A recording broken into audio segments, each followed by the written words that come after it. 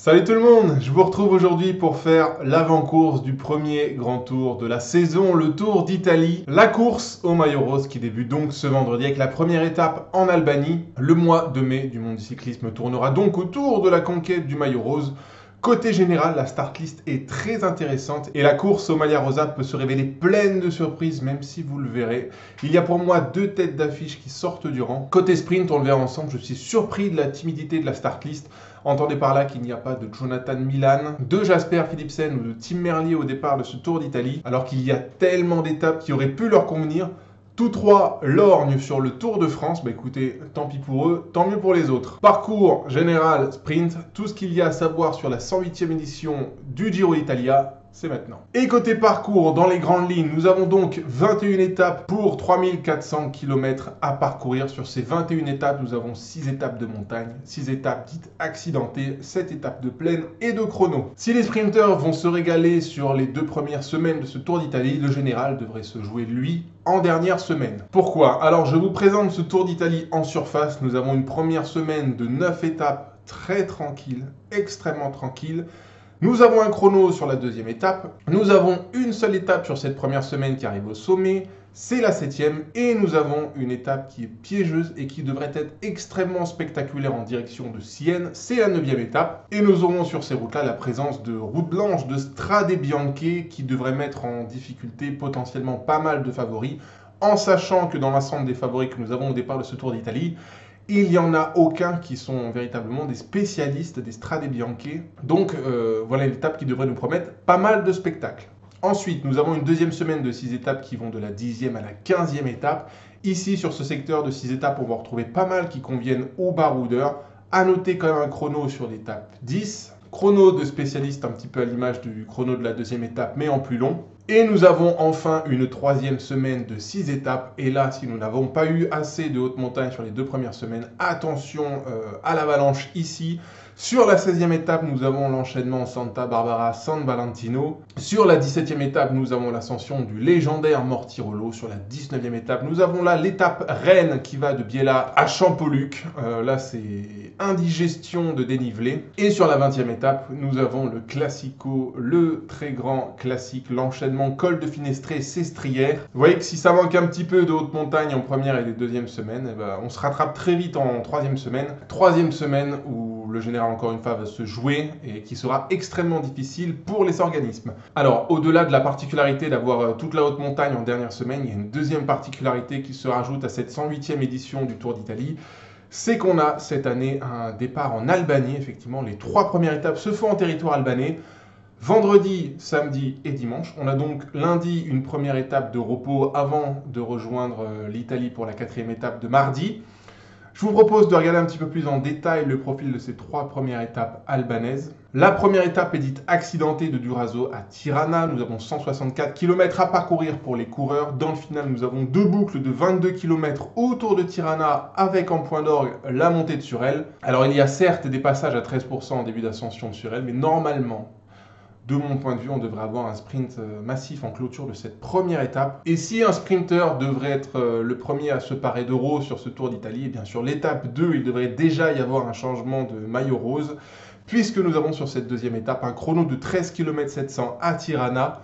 Ce chrono ressemble très étrangement au chrono qu'on a eu sur la dernière étape du Tour de Romandie, avec une petite bosse roulante en milieu de parcours. Ça reste un chrono de spécialiste, quoique un petit peu court. Les écarts ne devraient pas être énormes, mais je suis très curieux de voir qui marchera le mieux sur cette première épreuve chronométrée. Et enfin, la 3e étape albanaise, on a là un profil très curieux de 160 km de Valona à Valona. Nous avons une bosse, que dis-je, une ascension bien solide, dont le sommet se situe à 40 bandes de l'arrivée.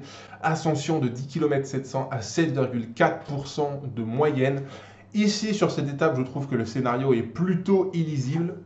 Est-ce que c'est une étape pour favori? Le sommet de la dernière ascension est très loin de l'arrivée. Est-ce que c'est une étape pour baroudeur? Écoutez, on pourrait avoir des surprises sur cette étape, mais dans l'ensemble, je pense qu'on devrait avoir une échappée victorieuse à Valona. Voilà pour la présentation en surface du parcours de ce Tour d'Italie 2025. Je passe à la présentation des équipes. Nous avons au départ de ce Tour d'Italie 23 équipes de 8 coureurs, donc 184 coureurs au départ de ce Tour d'Italie. Sur ces 23 équipes, nous avons 18 écuries World Tour. Nous avons une écurie Pro Tour qui est présente automatiquement parce qu'elle est numéro 1 au classement Pro Tour, c'est l'équipe Israël. Et puis nous avons 4 équipes Pro Tour invitées, la Tudor, la Q36 et les 2 équipes italiennes, Bardiani et Polti. On regarde un petit peu ce que ça donne pour toutes ces équipes par ordre croissant. Je commence avec la Red Bull. La Red Bull, cette année, devrait jouer le classement général du Tour d'Italie avec potentiellement le favori numéro 1 de cette course, à savoir Primož Roglič, qui a remporté le Tour d'Italie en 2023. Voilà pourquoi il porte le dossard 1 en l'absence de Tadej Pogačar qui avait remporté le Tour d'Italie l'an dernier. Aux côtés de Primož Roglič, il y a du très bon monde. Nous avons Jay Hindley qui a remporté le Tour d'Italie par le passé. Nous avons également Daniel Felipe Martinez qui a fait 2 au Tour d'Italie l'an dernier derrière Tadej Pogačar. Donc équipe Red Bull extrêmement dense avec 3 très grosses têtes d'affiche. Au-delà de ces 3 gars, je pense que le petit jeune à suivre ce sera Giulio Pellizzari.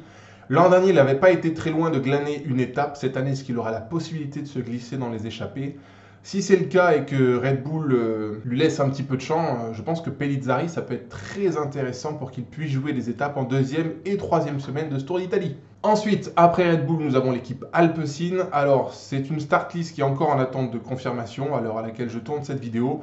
Mais a priori, cette équipe devrait s'axer dans les sprints et autour d'un seul homme, en la personne de Caden Groves. Chez Arkea, on n'a pas particulièrement de tête d'affiche dans les sprints ou pour le classement général, donc on devrait compter sur les échappées pour briller. Chez Bahreïn, ici, on va totalement jouer le général autour d'Antonio Tiberi, qui avait très bien figuré sur ce même général l'an dernier. L'accompagne avec lui Pello Bilbao et Damiano Caruso, qui sont 2 coureurs très expérimentés et 2 très bons grimpeurs. On peut noter que sur cette start list Bahreïn, il y a beaucoup de très jeunes coureurs à suivre.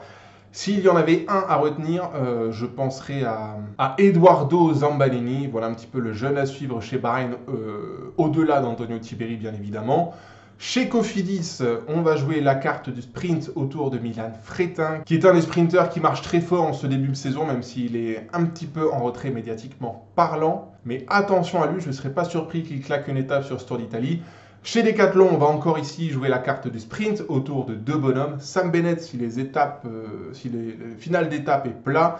Et dans Langodon, si on a un final qui est un petit peu plus escarpé, entendez parler un petit faux plat montant pour terminer. Voilà les 2 cartes sur lesquelles devrait compter Decathlon.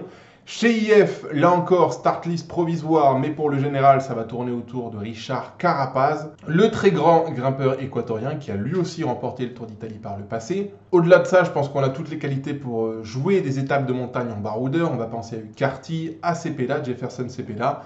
Et s'il y a un jeune à suivre sur ce Tour d'Italie chez IF, je vais penser à Georg Steinhauser, qui avait brillé sur ce même Tour d'Italie l'an dernier. On peut imaginer très aisément que cette année, il va encore élever son niveau et qu'on va avoir du très grand Steinhauser sur ce Giro. Chez Groupama, avec la présence de David Gaudu, j'aurais été tenté de vous dire qu'on allait jouer un bon classement général, un petit peu dans la continuité de ce que nous avait fait David sur le Tour d'Espagne 2024. Mais là, au vu de la condition très précaire de David, on a pu constater que David Gaudu avait été très en retrait sur le Tour de Romandie. Alors, la chance qu'il a pour lui, c'est que les 2 premières semaines du Tour d'Italie ne sont pas extrêmement dures et qu'il a le temps pour se faire une condition et pour ne pas perdre trop de temps par rapport aux autres favoris du classement général. Maintenant, j'ai quand même du mal à croire, au vu de sa condition actuelle, à de bonnes performances au classement général de David Gaudu. Je pense alors que Groupama va peut-être plus se tourner vers les échappées et les potentielles victoires d'étape de loin. Chez Ineos, on va jouer la carte du général autour de 2 bonhommes, Egan Bernal et Timon Arensman. S'il y a un jeune à suivre dans cette équipe, c'est évidemment le très jeune Britannique Joshua Tarling, expert de l'épreuve chronométrée. Étape 2, étape 10, il a là 2 très grands objectifs sur lesquels il doit absolument marcher. Donc on voit ce que nous donne un petit peu la pépite britannique, mais moi je ne serais pas surpris qu'il remporte les 2 chronos de ce Tour d'Italie. Même si le chrono de la 2e étape est peut-être un petit peu trop court pour lui. Chez Intermarché, pour un éventuel classement général, nous avons la présence de Louis Mentis. Maintenant, le Sud-Africain commence un petit peu à prendre de l'âge et à gentiment décliner en termes de performance physique. Alors je pense que chez Intermarché, à l'image d'autres équipes, on va totalement jouer les étapes et propulser un maximum de coureurs à l'avant chaque jour. Chez Israël, on jouera la carte du général autour d'un seul homme, Derek G, qui s'est révélé l'an dernier dans les classements généraux, notamment sur le Tour de France. Là, je trouve que le Canadien va trouver un parcours qui est à sa convenance. Il est accompagné de coureurs très expérimentés tels que Jan Hirt ou Jakob Fuglsang. Mais chez Israël, ce ne sera pas les seules cartes à abattre. Il y aura le petit Marco Frigo qui devrait être un des jeunes à suivre sur ce Tour d'Italie.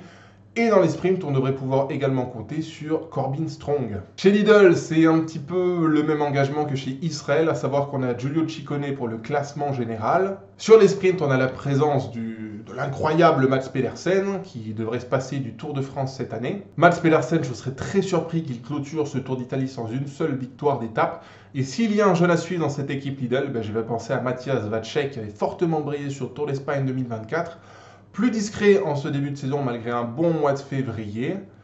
Là, avec 2 chronos dont il est un des spécialistes, Matthias Vacek, ça va être un des hommes à suivre de cette première semaine. Chez Movistar, pour le général, on peut jouer la carte, bien sûr, Nairo Quintana. Maintenant, Quintana, depuis sa suspension et ce retour en compétition, les classements généraux, c'est un petit peu plus compliqué. Je pense alors que dans l'écurie espagnole, on va jouer les victoires de loin et en échappée, avec donc Nairo Quintana, mais aussi Davide Formolo, Rubio ou encore Jefferson Cepeda. S'il y a un jeune à suivre dans cette équipe Movistar, je vais penser au jeune coureur italien Lorenzo Milesi. Ensuite, nous avons l'équipe Q36 de Tom Pidcock, première équipe invitée dans cette start list. Alors, Tom Pidcock, où est-ce qu'on le situe? Ce gars-là peut jouer le général. Entendez par là autour d'un top 10. Est-ce que c'est l'intérêt pour lui et son équipe? Voilà, je ne sais pas trop comment situer l'attitude de Q36. Encore une fois, tout va tourner autour de Tom Pidcock. C'est lui qui va un petit peu décider de l'orientation de son équipe. Au-delà de ça, on a quand même Matteo Moschetti pour jouer les sprints. Mais voilà, ouais. Tom Pidcock comme élément numéro 1 et qui devrait conditionner le bon ou mauvais Tour d'Italie de l'équipe Q36. Chez Soudal, on vient avec une équipe complète qui peut jouer un petit peu sur tous les tableaux. Nous avons Mikel Landa pour le classement général. Il sera accompagné d'un toujours excellent Mattia Cataneo. Et puis dans les sprints, on a quand même un petit trio qui est très intéressant, en la présence d'Ethan Hayter, de Luc Lamperti et de Paul Magnier. Théoriquement, de ces trois-là, c'est Paul Magnier qui devrait avoir la primauté dans les sprints. Donc on croise les doigts pour que le coureur français puisse claquer quelques étapes sur ce Tour d'Italie. Une, ça me suffit en toute honnêteté. Au-delà de ça, Soudal va quand même bien miser sur la jeunesse à travers ce Giro, puisqu'on aura donc la paire Lamperti-Magnier dans les sprints. Et on aura également le petit Gianmarco Garofoli à suivre si celui-ci parvient à se glisser dans des échappées en moyenne ou haute montagne. Chez Jayco, alors on vient, je pense, avec l'idée de jouer un bon classement général à travers Chris Harper. Si ça se passe pas bien, il y a toutes les qualités pour aller chercher les étapes. Je vais penser notamment à Luc Plapp. Mais je le répète, sur ce Tour d'Italie 2025, la confiance est donnée à Chris Harper pour jouer le général. Chez Picnic, nous avons la présence de Romain Bardet qui dispute son dernier grand tour en carrière. Romain Bardet, on aurait pu se dire ça joue le général, mais je pense que la carte générale, on va la jouer avec Max Poul. Et qu'on va laisser la liberté à Romain Bardet d'aller jouer les étapes. Quoi qu'il en soit, ça reste un duo extrêmement intéressant à suivre sur ce Tour d'Italie. La paire Romain Bardet-Max Poul, ça devrait donner de belles choses sur 3 semaines. Ensuite, nous avons l'équipe Polti, qui est la deuxième équipe invitée après Q36. Alors, dans cette équipe, pour moi, il y a une sacrée pépite en la période de Davide Piganzoli. Je pense qu'avec le potentiel de ce coureur-là, Polti, ça peut jouer le top 10 au général avec Davide Piganzoli. Maintenant, est-ce que c'est le but ?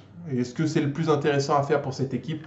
Je pense plutôt qu'on va propulser un maximum de coureurs à l'avant pour jouer une victoire à travers une échappée et que ce sera aussi la mission de Davide Piganzoli. Si celui-ci est à l'avant dans une étape de haute montagne et que l'échappée a suffisamment d'avance pour pouvoir se jouer une victoire d'étape, attention à Davide Piganzoli. Il est très très bon, je vous le promets. La Visma, elle vient avec un roster très intéressant, quoique un petit peu vieillissant. Pour le général, on devrait jouer la carte Simon Yates, même si son début de saison n'est pas extrêmement brillant. Il sera accompagné des deux grognards, Wilco Kelderman et Steven Kruijswijk. Pour le sprint, en revanche, là, il y a du très lourd, peut-être même le plus lourd au départ de ce Tour d'Italie.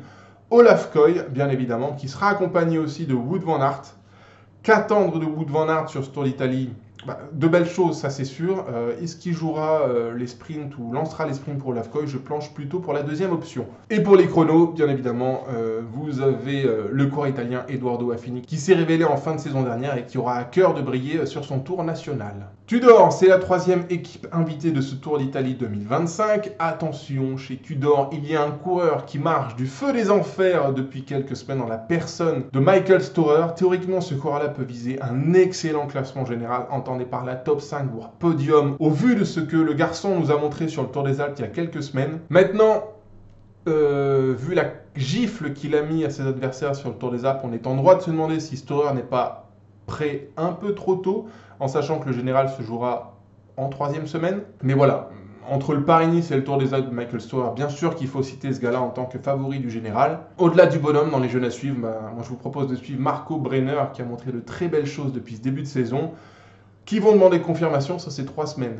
Après la Tudor, j'en viens à l'équipe la plus dense au départ de ce Tour d'Italie, bien sûr, l'équipe UAE Team Emirates, autour non pas de Pogacar mais de Juan Ayuso. Je vous cite tous les noms des mecs qui sont au départ chez UAE parce que la start list est incroyable. Donc on a Juan Ayuso qui devrait prendre le leadership. Il sera accompagné dans sa mission par Adam Yates, Rafał Majka, Jay Vine, Brandon McNulty ou encore Isaac Del Toro. Vous voyez un petit peu à quel point cette équipe est effrayante. Et puis pour accompagner ces 6 gars-là, on a quand même la présence de Filippo Baroncini et d'Arieta. Ayuso, vainqueur de ce Tour d'Italie 2025, je pense que c'est une des très grandes lignes de la saison du UAE. Le petit Espagnol ne doit absolument pas se louper, surtout quand on voit les mecs qu'on a mis à son service pour pouvoir arriver à cet objectif-là. Mais vous le savez, chez UAE, moi, j'ai un petit chouchou qui s'appelle Isaac Del Toro, la petite pépite mexicaine. Donc je vais suivre avec beaucoup d'attention les performances du Mexicain sur ces 3 semaines. Et je ne serais absolument pas surpris si celui-ci faisait un excellent un excellent classement général aux côtés de son leader Juan Ayuso. Après UAE, on redescend un petit peu en gamme. Désolé pour les coureurs de la Bardiani, 4e équipe invitée au départ de ce Tour d'Italie. Eux, à l'image de la Polti, ça devrait jouer à fond les étapes. Et Bardiani et Polti, ce devraient être les 2 équipes qui vont nous mettre le feu dans les échappées sur ces 3 semaines du Tour d'Italie. Donc s'il n'y a pas une individualité à suivre en particulier chez Bardiani, c'est le collectif qui va nous montrer de très belles choses et qui va se propulser, j'en suis sûr, tous les jours à l'avant. Et enfin, j'en termine avec la 23e et dernière équipe de ce Tour d'Italie, c'est l'équipe XDS Astana qui marche du feu de Dieu en ce début de saison 2025. Astana, elle vient avec des coureurs extrêmement en forme au départ de ce grand tour. Nous avons Lorenzo Fortunato qui vient de faire 4 au Tour de Romandie. Nous avons Wout Poels qui vient de remporter le Tour de Turquie. Nous avons Christian Scaroni qui a réalisé le plus grand début de saison de sa carrière. Et puis nous avons également 2 coureurs très expérimentés qui devraient briller s'ils arrivent à partir en échappée, en la personne de Diego Ulissi et Fausto Masnada. Cette équipe promet énormément de spectacles tout au long des 3 semaines. Je ne pense pas qu'ils se concentreront sur le général. S'ils le font, ce devrait être au travers de Lorenzo Fortunato.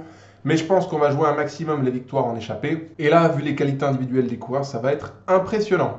Voilà, j'en ai terminé avec la présentation en surface des équipes présentes au départ de ce Tour d'Italie. Si on regarde un petit peu les favoris à la course au maillot rose, si on essaye de faire un petit peu une hiérarchie, je pense effectivement qu'il y a 2 têtes qui sortent du lot au départ de ce Tour d'Italie.